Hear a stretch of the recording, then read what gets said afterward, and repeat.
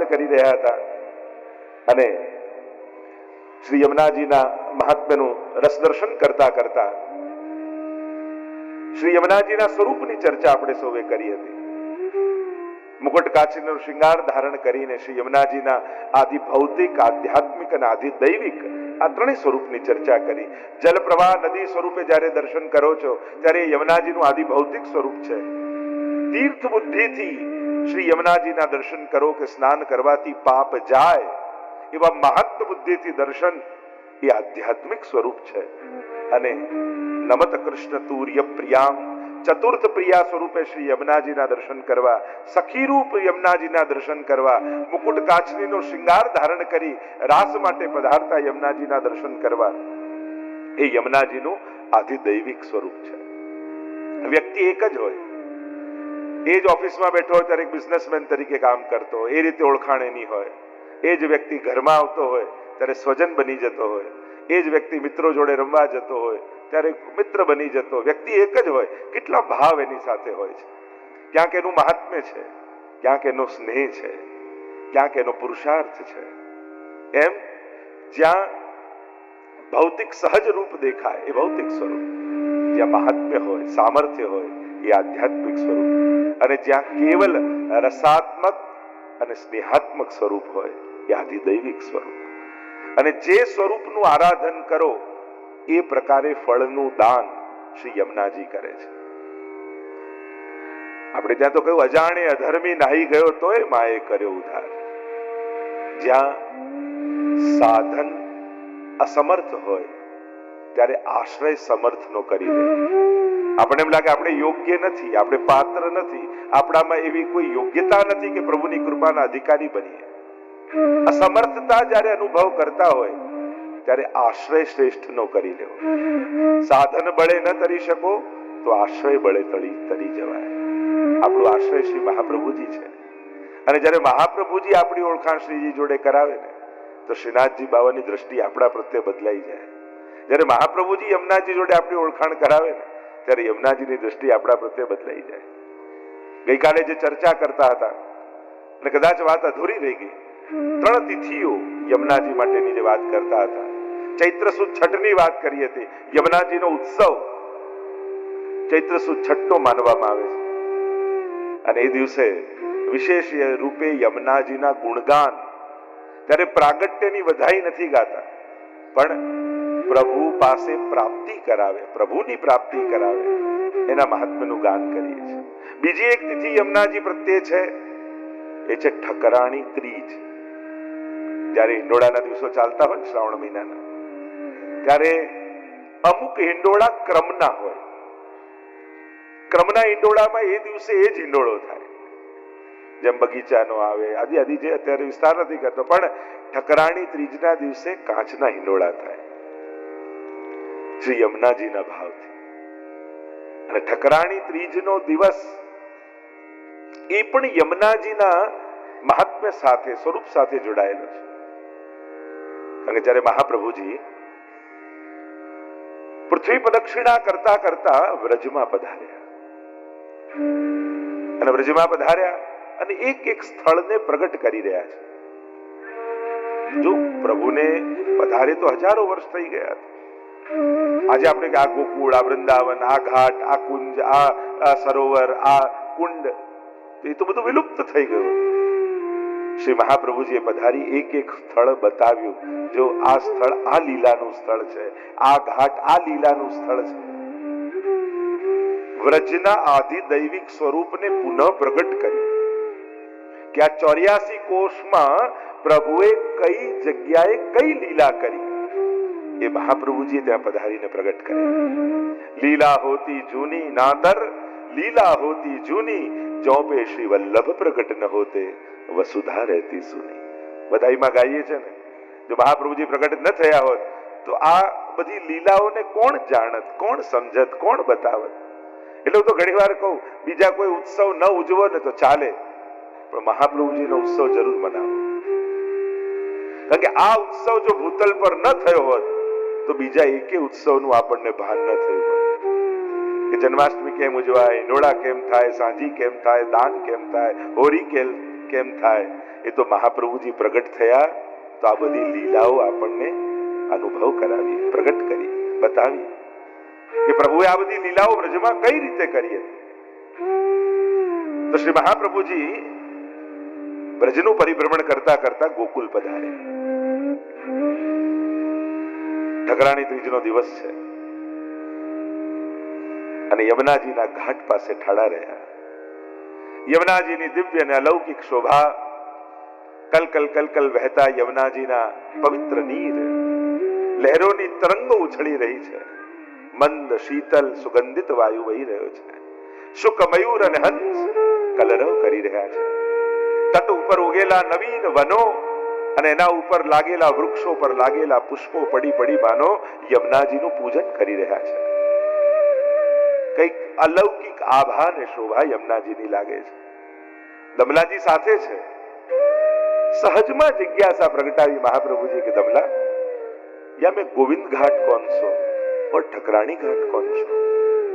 બંને ઘાટો એક સરખા જ છે, તો આમાં ગોવિંદ ઘાટ કયો ને ઠકરાણી ઘાટ કયો? સહજ જિજ્ઞાસા શ્રી મહાપ્રભુજીના મુખમાંથી સરી અને એટલામાં યમુનાજીની ભીતર તરંગો ઉઠવા લાગ્યા, ભ્રમરો પડવા લાગ્યા અને 16 વર્ષ યુવતી સ્વરૂપ શ્રી યમુનાજી પ્રગટ થયા. આજ મુકુટ કાચીનો શૃંગાર ધર્યો છે, હાથમાં કમળની છડી છે અને આખા યમુનાજીમાં કમળો ખીલીને એક માર્ગ ઘાટ સુધી બની ગયો અને કમળ ઉપર ચરણ પધરાવતા પધરાવતા શ્રી યમુનાજી ઘાટ પર પધાર્યા અને કમળની છડી દ્વારા સંકેત કર્યો, શ્રી વલ્લભ, આ ગોવિંદ ઘાટ છે, આ ઠકરાણી ઘાટ છે. અને એ સમયે પ્રગટ યમુનાજીના સાક્ષાત દર્શન શ્રી મહાપ્રભુજી પોતાના નેત્રોથી કર્યા. હૃદયમાં માનો યમુનાજીનો રસ ઉભરાવા લાગ્યો અને ક્ષણવારમાં અદ્રશ્ય થયેલા એ યમુનાજી શ્રી મહાપ્રભુજીના હૃદયમાં જઈને બિરાજી ગયા અને જ્યાં શ્રી વલ્લભના હૃદયમાં બિરાજ્યા અને યમુના રસ હૃદયમાં સમાયો નહીં અને શ્રી યમુનાજીના દિવ્ય અને અલૌકિક સ્વરૂપ જે નેત્રોથી દર્શન કરી રહ્યા હતા મહાપ્રભુજી, એ શબ્દ બની યમુનાષ્ટક રૂપે પ્રગટ થવા લાગ્યા.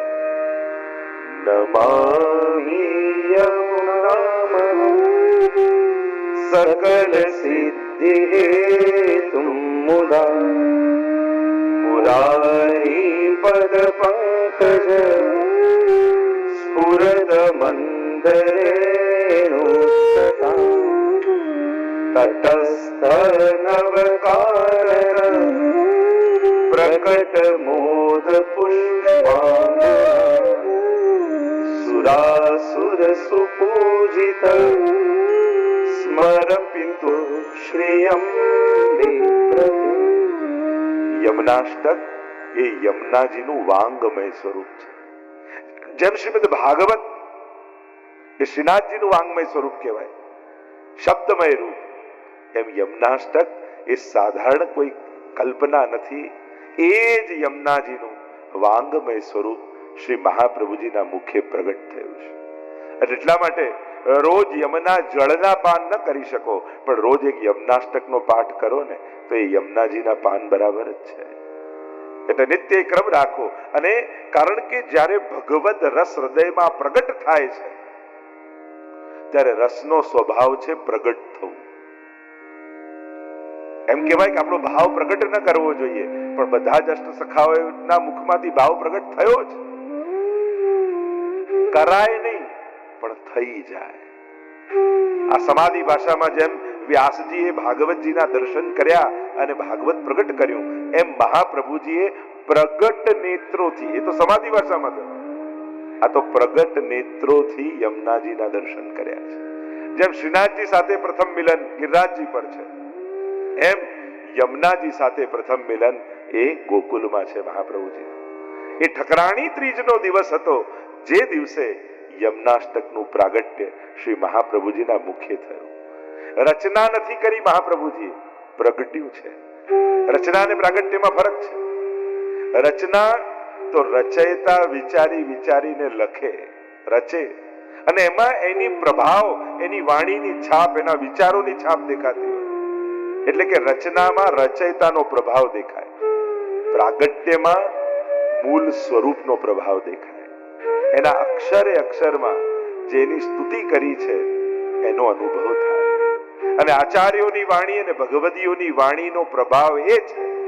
જો આજે પણ ઘણા કવિ સુંદર રીતે રચના કૃષ્ણ માટે લખી શકતા હશે, એ ઉત્તમમાં ઉત્તમ કલ્પનાઓ કરીને રચના કરી શકે, પણ વ્યક્તિની કલ્પના સામેવાળાની કલ્પના બનાવી શકે, પણ ભગવદીઓનો અનુભવ એ તમારો અનુભવ બનાવી શકે છે. અષ્ટસખાની વાણીની મહત્તા કેમ છે? કારણ કે એમની જે કીર્તનો છે એ કલ્પના નથી, એમના અનુભવ છે. જે નેત્રોથી જોયું એ ગાયું છે. એમ આચાર્યોની વાણીનો પ્રભાવ એ છે કે આજે 550 વર્ષ બાદ પણ યમનાષ્ટક ગાઓ તો યમુનાજીનો અનુભવ કરાવે એવો પ્રભાવ યમનાષ્ટકમાં છે. આ મહત્તા છે. એટલે આચાર્યોની વાણી એ કેવલ કોઈ સમય પૂરતી, કોઈ કાળ પૂરતી યા કોઈ વ્યક્તિ પૂરતી નથી હોતી. નિમિત્ત કોઈ થાય, ગીતાજી માટે અર્જુન નિમિત્ત થાય, પણ અર્જુન માટે થોડી છે.